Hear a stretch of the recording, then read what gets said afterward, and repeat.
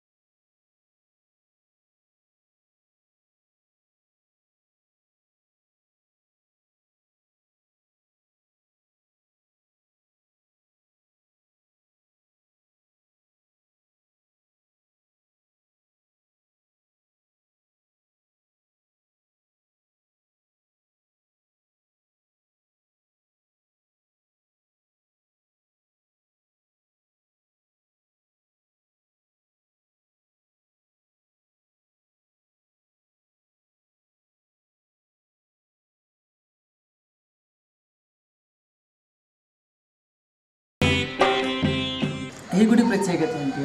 లోహం ఉండే లింగహారం ప్రకృతి స్వయం నామేశ్వరుడు.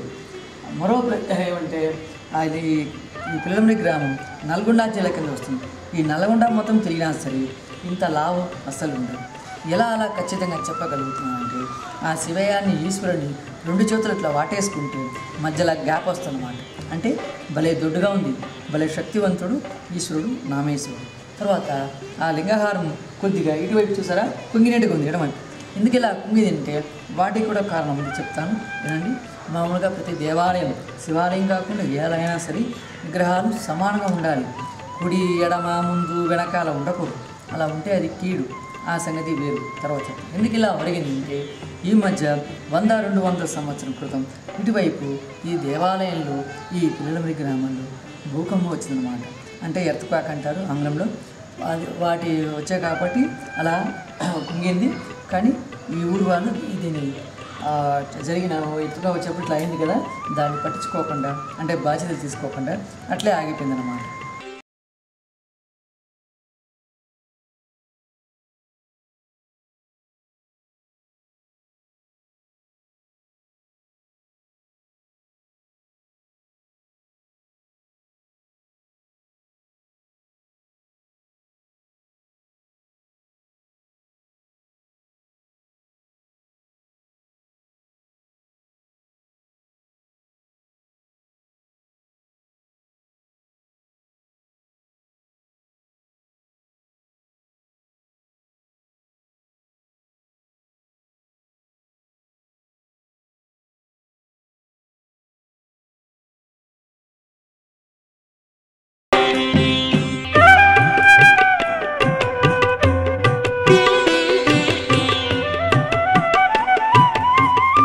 తర్వాత లోహం ఉండే లింగహారం ప్రకృతి, బయట ఉండే లింగహారం వికృతి.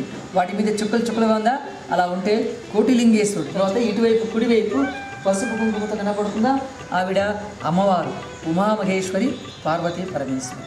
ఆవిడకు ప్రతి శుక్రవారం మంగళవారం రోజు పసుపుతోటి అభిషేకం చేసి వచ్చే స్త్రీలకు పసుపు ఇస్తున్నాము. తర్వాత మధ్యలో ఉండే రింగు, ఈ సర్కిల్ చూసారా, ఈ రింగు నిర్చయం అంటే నర్తనం చేసి, నర్తనం అంటే నాట్య మండపం, శివుడికి రుద్రదాండం చేసి చోటు అనమాట. అంటే ఒకప్పుడు రాజులు కానీ అంచేత దీని మీద ఎక్కకూడదు తొక్కకూడదు, అటు వచ్చి ఇటు వెళ్ళాలి.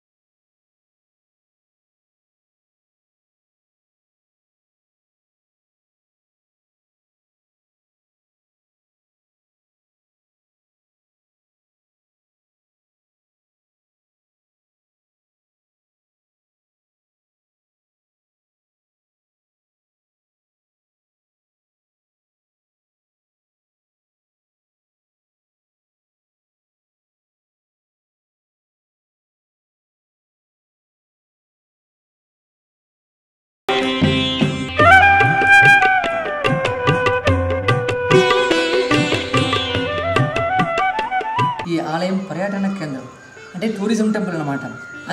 అంచేత ఈ ఆలయానికి విచ్చేసే భక్తులు వేరే ఊరు, వేరే జిల్లా, వేరే రాష్ట్రం, ఇంకా నయం మన దేశం కాకుండా విదేశంలో చూసిపోతున్నారు. తర్వాత ఈ స్తంభాలు పైగా చూసాను అన్నాను కదా ఇందాక. ఇక్కడ వచ్చే పర్యటన వాళ్ళు ఏమంటారంటే ఇవన్నీ చూసి ఈ స్తంభాలు, శిల్పకళలు, గర్భగుడి లింగాహారం ఇవన్నీ చూస్తే ఈ ఆలయం దక్షిణ వైపు ఉడిపి అంటే కర్ణాటక వైపు లాగా ఉందండి. ఎందుకంటే అక్కడ కూడా కొన్ని దేవాలయం వీటిలాగా అంటే ఈ మోడల్, ఈ డిజైనింగ్, ఆర్కిటెక్చర్ అంటారు వాటిలాగా ఉందంటారు. ఇంకా మరి కొందరు పర్యటనలు అనేది ఏమంటే వరంగల్లో 1000 స్తంభాల గుడి ఉంది, హనుమకొండ, వాటిలాగా ఉందంటారు. ఎందుకంటే అవి కూడా కాకతీయులు కట్టిన గుడి. వరంగల్ 1000 స్తంభాల గుడి, రామప్ప గుడి, నల్గొండ పానకల గుడి, ఇకపోతే మన గుడి. అంటే కాకతీయులు కట్టిన గుడి ఏదైనా సరే అచ్చం ఒకేలాగా ఉంటుంది.